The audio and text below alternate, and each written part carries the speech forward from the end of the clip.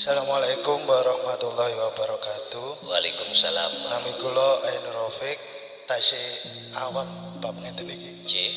Nggih, kula badhe tangget tadi yang dibuat contoh orang yang hidup itu diliputi Allah di dalam dan di luar.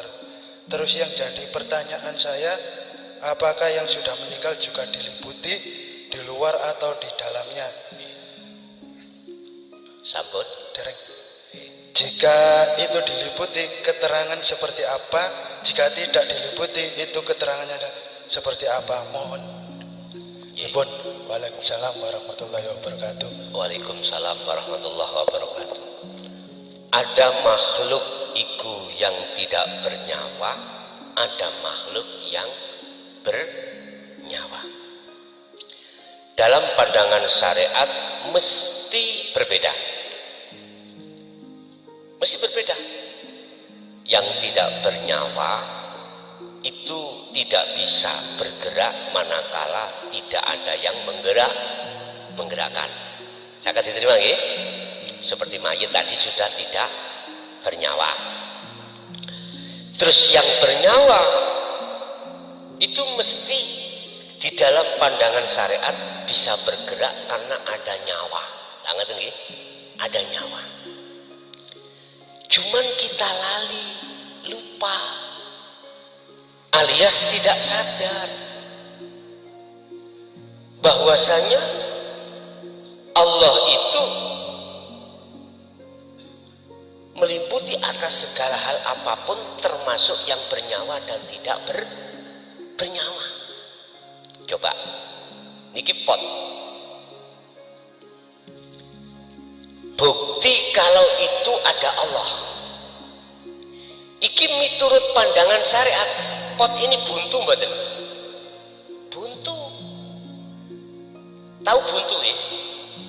Ini buntu. Tapi pandangan basiro mboten buntu, Pak. Kalau nggak percaya, mungkin kita hadapkan secara fisik alat yang di luar akal. Kedokteran mungkin disebut mikroskop atau ya apa. Ternyata semua tembok-tembok kayu itu kalau dilihat kacamata dohir itu seperti buntu, tapi sebetulnya di dalam penuh dengan rongga-rongga. Lah, rongga-rongga itu loh, siapa yang menempati? Akhirnya ada sifat kudrot, kuat. Cara pot niki saged berdiri, saged diam. Ini menunjukkan bahwasanya inna fi dzalika laayatan liqaumin yatafakkarun. Kita disuruh mikir, ada Allah.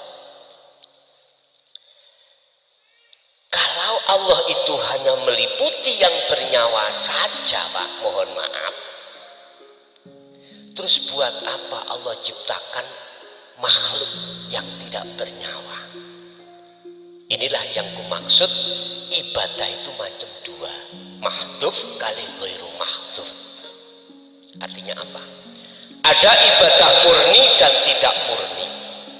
Yang murni sholat, zakat, puasa, haji, baca Quran, termasuk ngaji gini, murni. Tapi yang tidak murni, kita kerja, kita makan, kita minum, apapun. Tapi bagaimana itu menjadikan di mata Allah sebagai nilai ibadah dengan dasar wa ma khalaqtul jinna wal insa illa otomatis dengan harus sambung rasa menyang urip.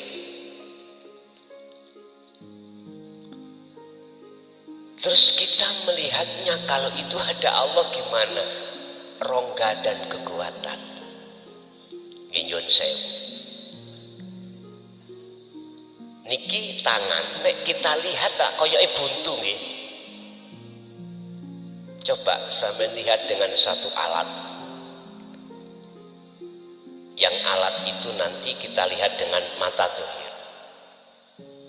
Mboten buntu. situ ada ruangan-ruangan dan di dalam itu banyak bakteri, banyak hewan-hewan yang mata telanjang nggak bisa melihat. Itu menunjukkan ada kehidupan. Nah terus perbedaan antara yang bernyawa dan tidak bagaimana? Ini cuman pandangan syariat. Dan pandangan syariat tidak bisa menjangkau pandangan hakikat. Karena pandangan hakikat adalah ainul basyirah, pandangan hati. Allah kasih mata kita jasad yang disebut ainul basyariyah untuk memandang makhluk. Dan itu pun terbatas. Ada makhluk yang kecil banget yang tidak bisa dipandang oleh mata dohir manakala tidak memakai sebuah alat. Allah kasih mata ruhaniyah kita yang disebut ainul basyirah. Orang Jawa mengatakan meripating hati. Itu hanya untuk bersaksi menghadap terhadap urip atau Allah. Yang Allah itu tidak terbatas, baik ada di makhluk bernyawa maupun yang tidak bernyawa. Terus bagaimana cara saya itu melihat kalau orang yang mati rohnya sudah keluar itu, di situ ada Allah, bagaimana kita memandang? Lah gitu toh. Jenengan pandangan dengan iman. Iman. Dengan iman. Lihat di dalam surah Al-Baqarah ayat 115. Walillahil masyriq wal maghrib fa aynama tuwallu fa thamma wajhullah. Walillahi lan iku tetep keduwe Allah. Apa makhluk sing ana masyriq dan maghrib. Disebut makhluk itu tidak hanya ditentukan biruhin saja tidak, tetapi bila ruhin. Tolong, Korean ini makhluk bukan? Makhluk. Jenengan makhluk. Jenengan bernyawa, Korean tidak bernyawa. Apa bedanya? Sing beda iku hukum syariat, Bos. Nek hukum hakikat iku mboten enten bedane. Makanya di dalam hukum hakikat ora ono apik, ora ene elek. Maksudnya kabeh iku saka Allah. Disebut jaiz atau wenang. Iki yang membedakan syariat itu di sini. Bernyawa dan tidak bernyawa. Sing disebut makhluk sesungguhnya iku nggak bisa nyapo-nyapo. Nggak bisa nyapo-nyapo. Bisanya nyapo-nyapo iku sebab ada sesuatu yang tidak bisa dijamah dengan mata dohir. Ini persoalannya. Makanya saya harus pakai kacamata dua. Satu kacamata syariat. Nggak bisa dengan memandang orang mati itu ada Allah. Nggak bisa. Nggak ada hidup. Berarti koyok Korean. Didui sego sate yo gak nggak dimakan. Dikasih uang yo gak diterima. Walaupun caleg-caleg kemarin kayak sampai duit 1 juta, wong sampean Korea, saken riwa. Bahasa syariat mengatakan oleh karena ada nyawanya lah, maka jenengan iku bisa nerima. Akhirnya kita lali. Sesungguhnya Allah di situ. Ini persoalannya. Kalau itu kacamata syariat sudah benar dan itu tidak akan pernah bisa kita mengatakan di dalam diri mayit ada Allah, nggak bisa. Karena kita mengatakan bergerak sesuatu itu karena nyawa, karena roh. Bukti nih, gak ada roh gak bisa bergerak. Tapi kalau kita memandang dari ainul basyirah, kacamata hakikat, gak ada bedanya. Nyun sewu, kita dengan batu itu gak ada beda. Dari sisi mana? Makhluk. Sifatnya makhluk, la haula wala quwata. Cuman seakan-akan itu, seakan-akan. Makanya bahasa ihsan kan, ketika kau menyembah seakan-akan kau bisa melihat wujudnya, padahal bukan kau yang bisa melihat. Yang melihat itu Allah. Seakan-akan diri kita itu bisa bergerak sendiri dengan adanya ruh. Inilah perbedaan antara makhluk yang bernyawa kita dengan yang tidak bernyawa dari sisi syariat. Tapi inilah letak kesalahan kita, sehingga akhirnya kita lalai pada Allah sesungguhnya yang punya segala apapun. Letak kesalahan kita itu terus-menerus kita itu memakai kacamata syariat, tidak melihat kacamata hakikat. Makanya mengapa sih Allah di dalam dan di luar? Di dalam itu termasuk wujudin jenengan iku isi gesang. Di luar ya termasuk korean ini. Ampun dan kang kadang pembuktian. Jikalau tidak ada Allah, ya gak mungkin korean ini bisa nyala sendiri, gak mungkin. Jangan penuduh, pun ningali kuloni lo ya. Kuloni ki makhluk, gak beda sampai sampean. Sampai lihat hidup yang meliputinya. Jadi Bapak, bisanya kita melihat kalau itu semua ada Allah terliputi. Jenengan pun ningali sistem kacamata syariat saja. Jenengan harus melihat kacamata hakikat ainul basyirah ini. Di situ dikatakan sesungguhnya hakikate asli ini semua makhluk iku sifate la haula wala quwata. Iki butuh hidayah Pak Bu. Bil huda wa dinil haq. Hidayah dari Allah wa dinil haq, dan sistem yang dijelaskan ini tadi. Nah, sistem yang dijelaskan manakala tidak disertai Allah hidayah, tetap kita belum dong.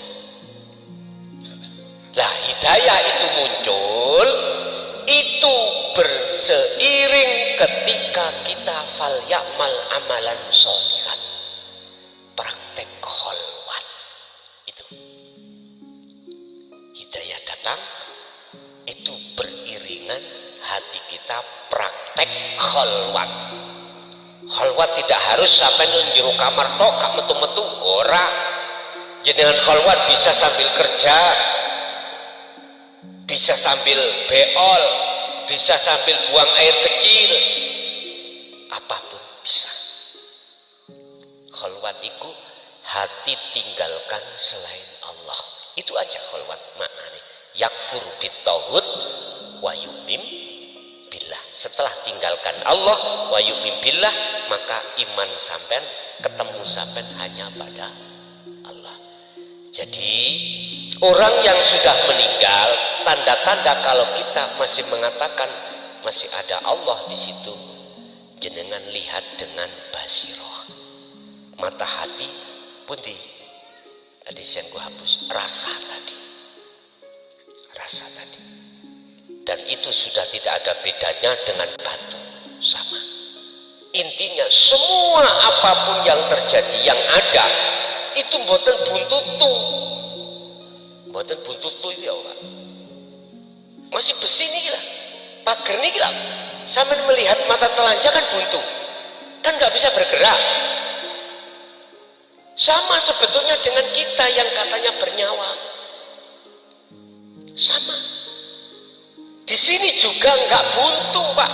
Sampai harus pakai alat melihat dengan mata dohir, alat khusus untuk melihat besi ini sebetulnya buntu atau tidak. Saya jawab tidak. Tidak. Lah, jenengan melihatnya dari mata hati, gak pakai alat-alat yang dipakai oleh mata dohir, yaitu sing kula sebut imanul haq, iksan rasa, iman yang benar, baru ketemu teng mriku. Nggih. Tasik bingung Pak? Nggih. Monggo menawi tasik wonten.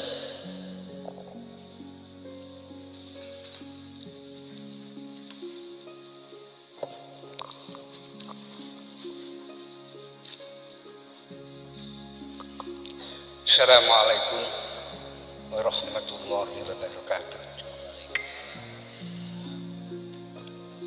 Dalam Al-Quran ayat surat As-Sajdah ayat 10 sampai 11. A'udzubillahi minasyaitonirrajim. Bismillahirrahmanirrahim.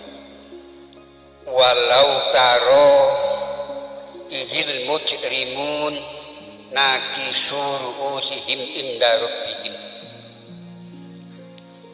Rabbana absurna wasma'na farji'na na'mal solihan inna mungkin.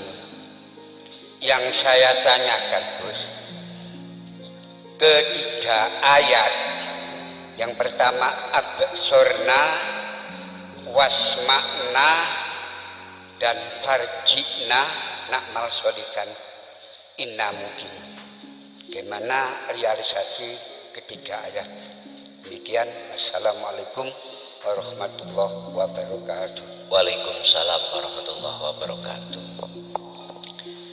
Niku pun sampai maksud mata dohir, pendengaran dohir, jangan.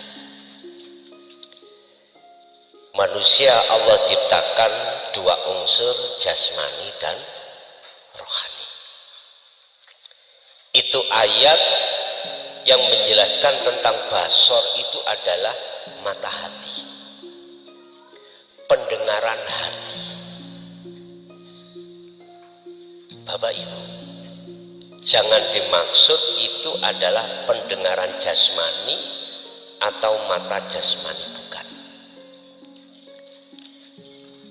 Siapapun panca indera rohania kita itu tertutup, pasti akan menjadi jauh dari Allah.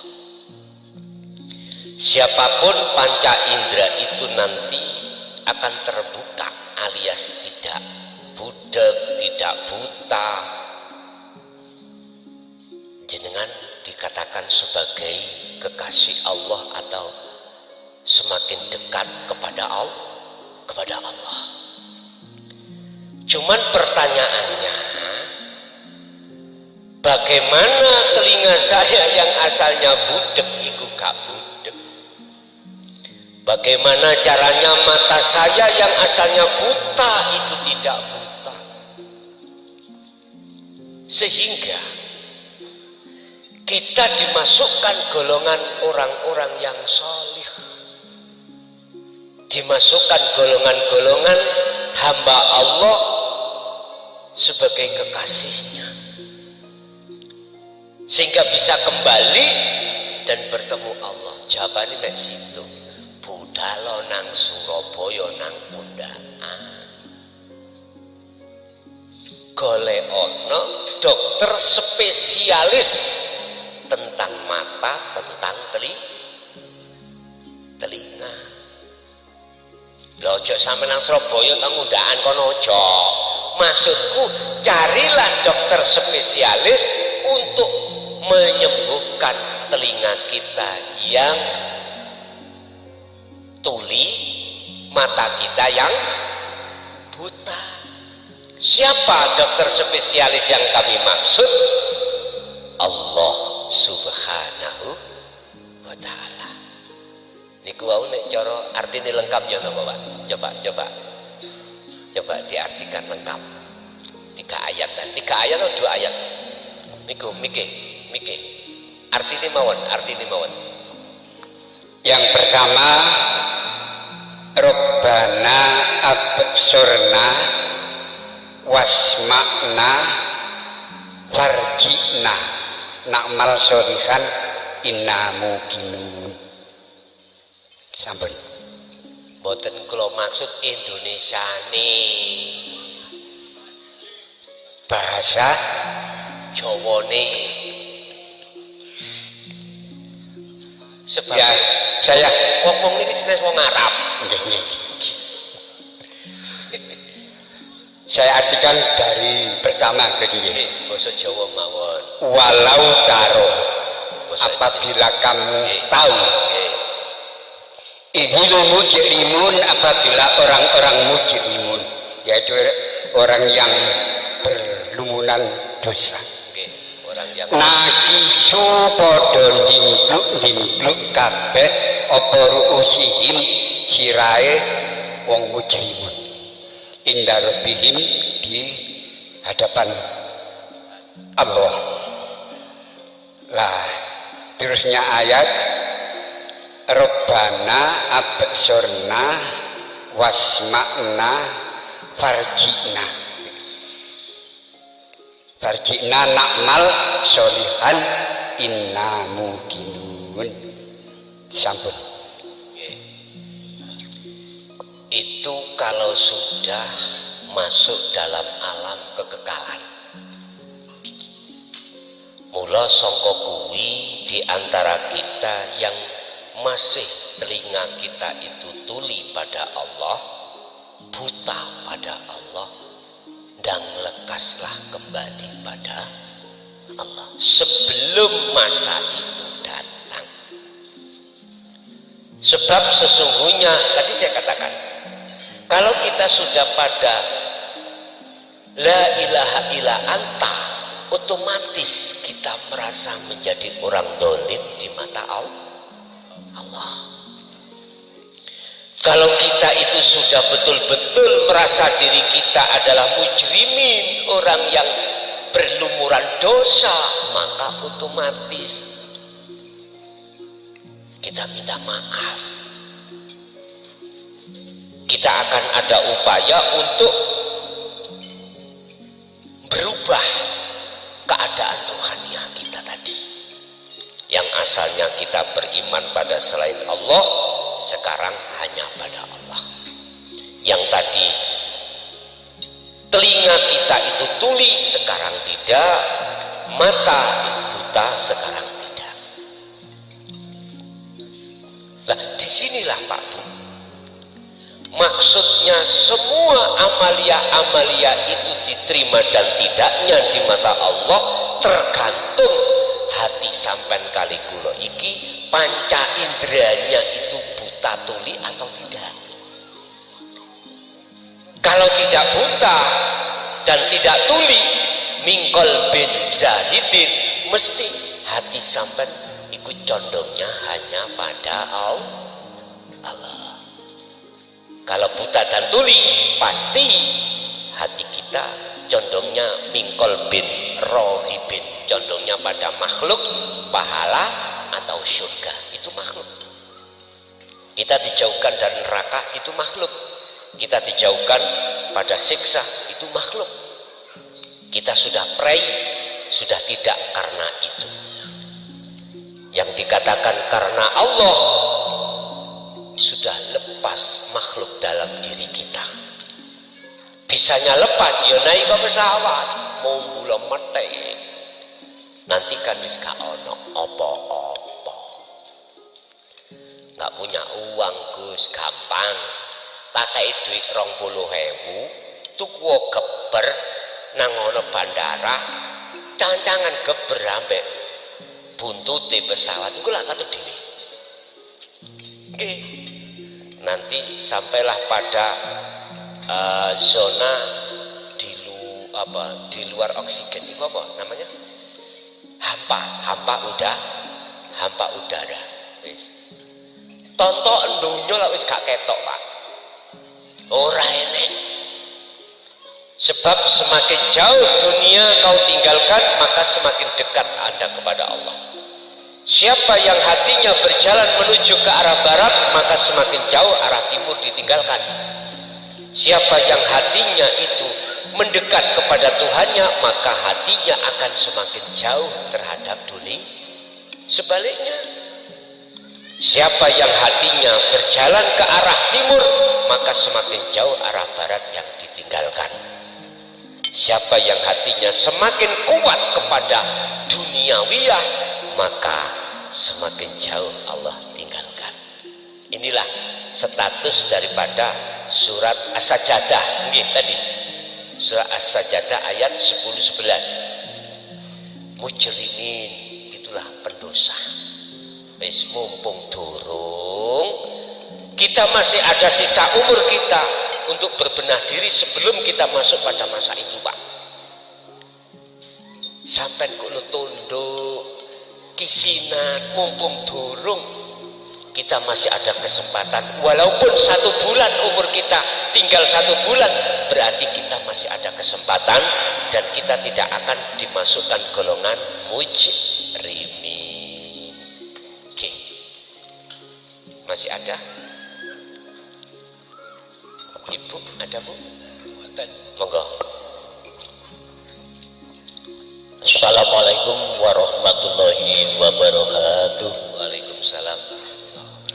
Badhe tangles Gus tentang wasilun di antara majadubun. Nah niku bedane tos pundi Gus? Monggo penjelasan. Nggih. Matur nuwun. Bedane wasilun di tengah-tengah majadubun. Wasilun itu pasti akan suatu saat mengalami majadub. Itu khawasul khawas dan khos, Pak. Kalau kita sistemnya itu real wasilun, mesti sampai itu entah berapa detik, entah berapa menit, entah berapa jam, itu masuk di dalam zona majadub. Tetapi hanya ruhaniyah sampean. Hati sampean diputus oleh Allah dengan hubungan dengan dunia, karena sampean sudah tinggalkan dunia semakin jauh. Tapi jasmania sampean, akal sampean tidak. Iki jadab model wasilun. Nyun sewu, akal ini masih bisa sambung, masih bisa sambung. Niki majedub di dalam wasilun. Beda orang jadab karena relnya memakai majedubun. Nah niki persoalannya. Ati saakal putus sudah, putus. Cara kita berinteraksi, bersosialisasi terhadap sesama manusia, boten saged. Hati apalagi juga nggak bisa. Sehingga ngomong saenake dhewe. Persis anak kecil. Hujan-hujan ya, hujan-hujan. Berani dia telanjang itu, lari dia di depan rumah, gang berani. Saya coba ya dengan. Saya wis jembutan nih lah. Coba udan-udan jam 12, ayo. Boten saged. Karena biaklib, akal jenengan fungsi. Boten saged. Lah, majedubun ketika wasilun maksud saya, wasilun ketika beraktivitas jasmaniah tentang apa wae. Hati sudah lepas, Pak. Lali hati ini putus dengan urusan dunia. Buktinya dia sudah merasa tidak ada, yang ada hanya akunya Allah. Tapi secara akliyah, akal ini masih sambung. Gini persis laqad kana lakum fi rasulillahi uswatun hasanah. Gini sistem wasilun Kanjeng Nabi. Tapi apakah sistem majedubun itu salah? Tidak. Majedubun, relnya itu menuju terminal namanya terminal khos. Nek jenengan wasilun terminalnya khawasul khawas. Iki khos. Jadi wis gak kena dibahas. Ora iso bahas, ya ora kena disalahne. Tentang hukum syariat apapun larangan perintah, dia no way. Wis gak ngereken. Karena memang digori aklin. Dan jenengan wasilun akal tasik muncul. Akhirnya ya si kerja, ya si ngeramut bojo anak, ya si sholat syariat, wis macem-macem sesuai dengan aktivitas di tengah masyarakat. Nih, ada lagi, monggo. Masih wonten?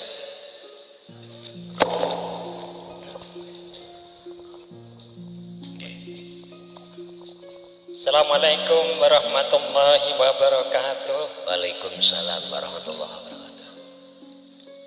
Alhamdulillah Gus, kula tasih disukani kesempatan pada Allah bertemu kalian panjenengan. Pertama kula kenal panjenengan nggih melalui YouTube sekitar 2 bulan Gus. Pertama kali nggih radi ngeluh sampai tadi kita anu. Sing badhe kula tangloaken ngeten Gus.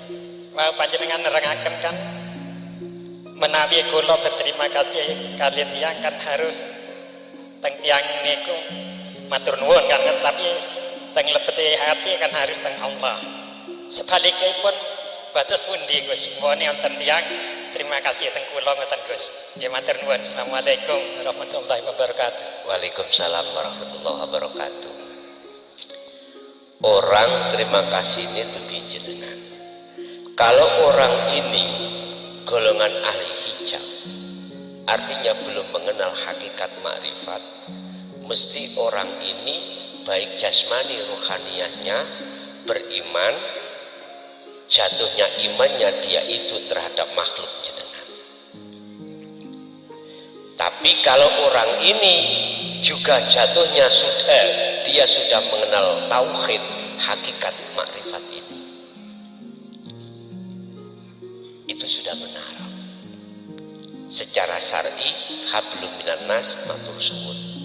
Tapi beliau secara hakiki hablum minallah, jatuhnya iman sudah benar. Lah sekarang tinggal pertanyaan jenengan. Jenengan saat itu sampai mandangi teng pundi? Mestinya jenengan iku lepas diri sebagai makhluk lepas, dan juga melihat orang itu lepas diri. Berarti inilah yang disebut qadim ala qadim, pujinya Allah nang dirinya sendiri. Pun ini kucing genah wonten niku. Tapi nggih ampun diucap secara dohir di mata orang-orang yang belum sampai di situ. Gegeran Pak, gegeran.